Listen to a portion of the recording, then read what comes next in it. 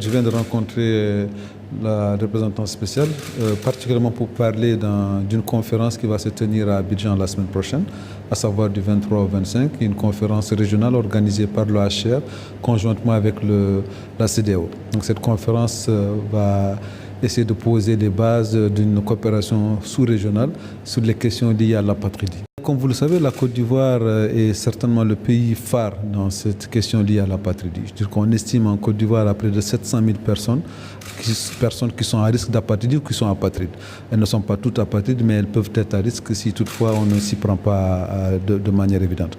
Donc le chiffre paraît important, c'est parce que simplement la Côte d'Ivoire est le seul pays d'Afrique de l'Ouest à avoir des statistiques fiables concernant ces personnes-là.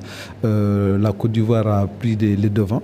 Elle a ratifié les conventions pertinentes sur l'apatridie, à savoir les conventions de 1954 et 1961, mais elle a aussi réussi à mettre dans son corpus juridique national une loi qui permet de réduire l'apatridie. Donc je veux dire que c'est tout simplement quelque chose qui a été dans les négociations même de Marcoussis, où la Côte d'Ivoire a estimé que c'était quelque chose qui pouvait avoir un impact négatif sur sa cohésion nationale.